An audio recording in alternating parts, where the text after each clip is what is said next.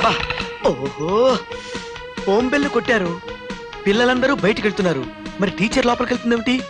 ఓహో బహుశా extra class తీసుకుంటుందేమో. వచ్చే వరకు ఇక్కడే ఉండి బీటు కొడతా, నే బీటు కొడతా.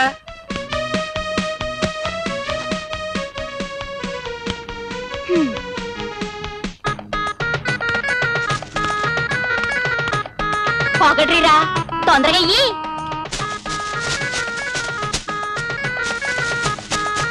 వెళ్ళి ఆ పక్కనంతా చల్లిపో.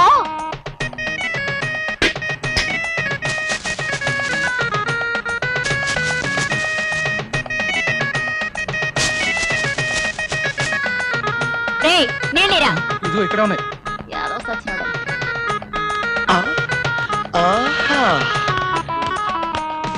హలో హలో, మీ పేరేంటి? పాకీజా. అవును, స్కూల్లో మీరు పిల్లలకి చెప్పే సబ్జెక్ట్ పేరేంటి? శుభ్రత పరిశుభ్రత. ఓహో ఆరోగ్య శాస్త్రం అన్నమాట.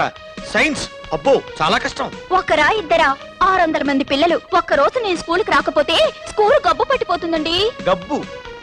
ఓహో సైన్స్ ల్యాబ్ కదా, నీట్ గా ఉంచకపోతే కంపు కొడుతుంది. మరి వస్తానండి. మేడ బాబాయ్ గారి ఇల్లు కూడా నేనే ఒప్పుకున్నాను. బాయ్. మేడ బాబాయ్ గారిల్లా అంటే ఆ పిల్లలకు కూడా నువ్వే ట్యూషన్ చెప్తున్నావు అనమాట.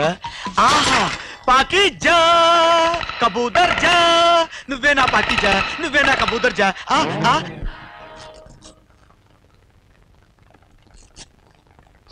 అయ్యయ్యో ఆడపిల్లల ఏమిట్రా పనులు? కొయ్యడం ఆడపిల్ల పనే, ఏడవడం ఆడపిల్ల పనే. నువ్వే పని చేసినా ఏడ్చినట్టే తగలబడుతుందిరా. నా నెత్తి మీద కిరీటం పెట్టినా నీకు అడుగుతున్న విధంలా కనిపిస్తాను. నమస్కారం మావయ్య గారు. ఏమిటి ఎలాగూ ఉద్యోగం చేయడం లేదని మీ అబ్బాయి చేత కూరగాయలు కోయిస్తున్నారా? నీ బుగ్గలో టమాటాలు ఉబ్బున్నాయి, వాటిని కూడా కోసేస్తాను. ఎవరు పోయిరా? చూడమ్మా, మీ నాన్న అదృష్టవంతుడు, ఆడపిల్లని గాని సుఖపడుతున్నాడు. నేను మగ విధవని గాని కుమిలిపోతున్నాను. ఆడపిల్ల ముందు వెధవాన్ తిడితే నేనేం కావాలి? బోడి పౌరుషం ఒకటి. బాబు సంపాదిస్తుంటే తయారుగా కూర్చుని తినడం తెలుసు గాని, ఒరేయ్ నీ కష్టార్జితంతో తండ్రికి ఒక పంచ కొనివ్వగలవా? తల్లికి ఒక చీర కొనివ్వగలవా? చిచ్చే. అబ్బా మీరు రండి. మా నాన్న ముందు నన్ను ఇన్సల్ట్ చేస్తావా? ఈ వంకాయ పెట్టి కొట్టానంటే ఒంగోలు దాకా వినపడేటట్లు అరుస్తావు. మన జాతి వంకాయ అంటే నాకు చాలా ఇష్టం. విసురు గుత్తొంకాయ కూర వండుకుంటా. గుత్తి గిత్తి అన్నావంటే గుమ్మడికాయ పెట్టి కొడతా, గుడివాళ్ళలో పడతావు.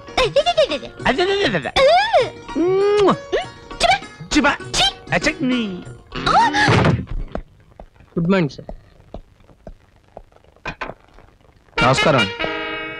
నమస్కారం. భాషా గారి 10,000 ఇచ్చి ఆయన స్థలంలో కొట్టు కట్టుకున్నాను. రేపే ఓపెనింగ్ చేయాలి.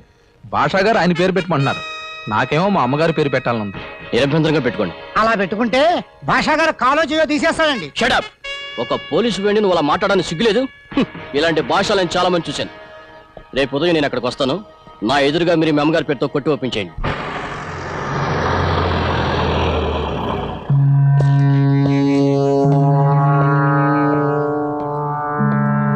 నమస్కారం అసయ్య గారు. నమస్తే. మా నాన్న, ఇది మా పాప. నమస్కారం అయ్యా. నమస్కారం. శాస్త్రి గారు పూజ మొదలు పెట్టండి. ఇన్స్పెక్టర్ గారు మంత్రం పూర్తిగా మర్చిపోయాను. ఆ రౌడీలు ఎప్పుడు వస్తారో, ఎవరిని పొడుస్తారో. నీకేం భయం లేదు, పూజ మొదలు పెట్టు. ఇన్స్పెక్టర్ గారు, ఆ కత్తి నా ఒంటి మీద పడకుండా ఉండటానికి పూజ చేసుకుంటాను. ఇన్స్పెక్టర్ గారు పూజ ప్రారంభించమంటారా? కానివ్వండి. శుక్లాంబరధరం విష్ణుం శశివర్ణం. మాంసాహారం కంటే శాకాహారంలోనే ఎక్కువ పౌరం. బెండకాయలు తింటే లెక్కలు వస్తాయి, వంకాయలు తింటే సైన్స్ వస్తుంది, కాకరకాయ తింటే చరిత్ర తెలుస్తుంది, క్యారెట్ తింటే ఇంగ్లీష్ వస్తుంది. నువ్వు మెట్రిక్ లో లెక్కల్లో కదా తప్పింది? అవును. ఈ సంగతి తెలుసుంటే నీకు అచ్చంగా బెండకాయ కూర పెట్టేదాన్ని కదా.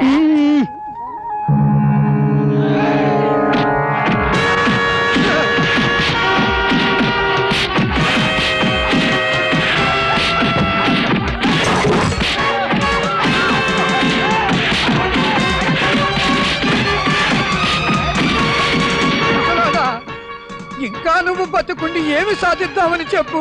ఎంత పెద్ద గొడవ తీసుకొచ్చావో చూడు.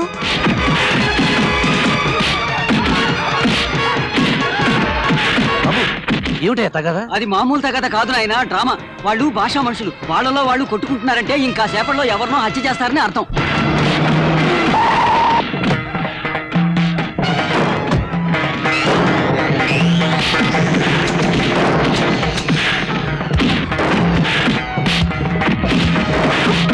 శివాజీ వద్దురా. మీద పిచ్చి ప్రేమతో అమ్మ పేరే పెట్టుకోవాలనుకున్నా.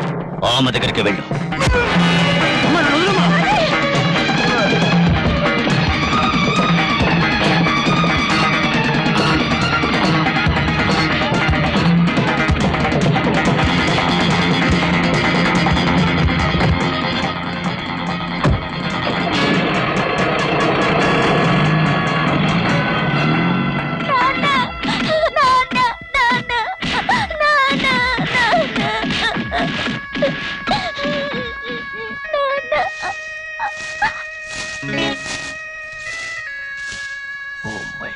ఏమిటి మనం అనేది?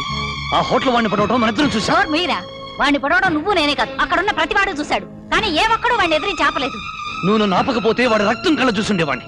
ఏమిటో నువ్వు చూసేది? అసలు వాడు ఎట్లా చేస్తే నీకెందుకు? వాళ్ళు వీధి రౌడీలు, గూండాలు.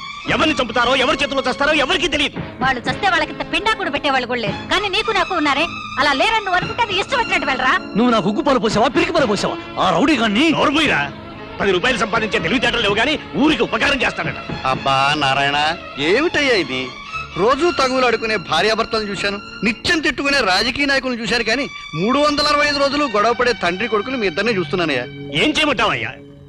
ఏ తండ్రి అయినా తన కొడుకు డాక్టర్ కావాలనో ఇంజనీర్ కావాలనో ఆశపడతాడు. కానీ వీడు పని పాట లేకుండా వీధిలో తగాయిదాలన్నీ ఇంటి మీదకి తీసుకొచ్చి పెడుతున్నాడు. చూడండి నారాయణరావు గారు, మీకు అభ్యంతరం లేకపోతే మీ అబ్బాయికి నేను ఉద్యోగం ఇప్పిస్తాను.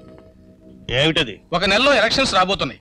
మా పార్టీ తరఫున ఆటోలో ప్రచారం చేస్తే 2 పూట్ల భోజనం పెట్టి 50 రూపాయలు ఇస్తారు. పంపుతారా?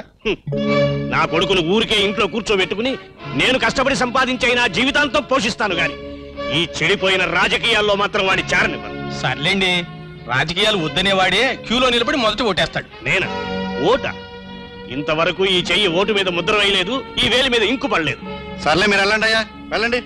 చూడు నారాయణ, ఉద్యోగం లేదని అనవసరంగా అబ్బాయిని బాధ పెట్టుకో. మన స్కూల్లో ఆ ప్యూన్ పోస్ట్ ఖాళీ అయింది కదా, కావాలంటే అతనికి ఇద్దాం. ప్యూన్ ఉద్యోగమా? పుంగునూరులో పంగలకరలైన అమ్ముకు బతుకుతా గాని ఈ ఉద్యోగం మాత్రం చచ్చినా చేయను. నువ్వు రేపే ఆ ఉద్యోగంలో చేరుతున్నావు, అంతే. ఒక సాక్షిని పట్టుకుంటే బజార్లో హత్య చేసింది ఎవడో తెలుసుకుని నేనే చేశాను.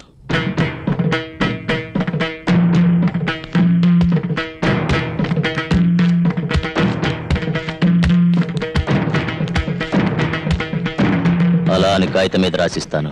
నన్ను మూసేస్తావా?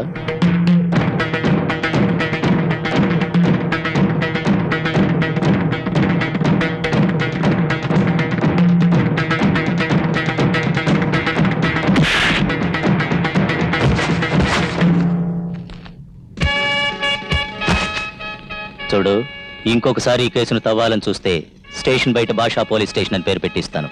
అంతేకాదు, నీ పిస్టల్తో నిన్నే కాల్చి కానిస్టేబుల్ కాల్చాడని జనాన్ని నమ్మిస్తాను.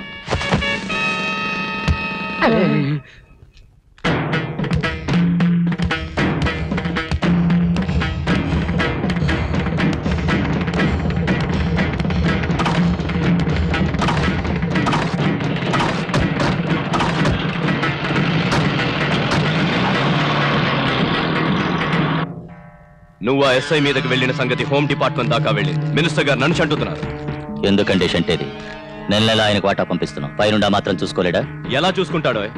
నువ్వు మర్డర్ చేస్తే పోలీసులు పట్టుకుని కేసును మాఫీ చేస్తున్నావు. నువ్వు రేప్ చేస్తే ఆ పోలీసులకే ఫోన్ చేసి కేసును కోర్టుకు వెళ్లకుండా చూస్తున్నావు. నువ్వు ఆ పోలీసుతోనే సున్నం పెట్టుకుంటే నేను వెళ్ళి ఎవరి కాళ్ళు పట్టుకోవాలో? అక్కడ మన మినిస్టర్ ఉన్నాడులే అని రెచ్చిపోమాక. ఈ 4 రోజులు నువ్వు బయటికి రావద్దు. మినిస్టర్ గారితో నేను మాట్లాడతాను.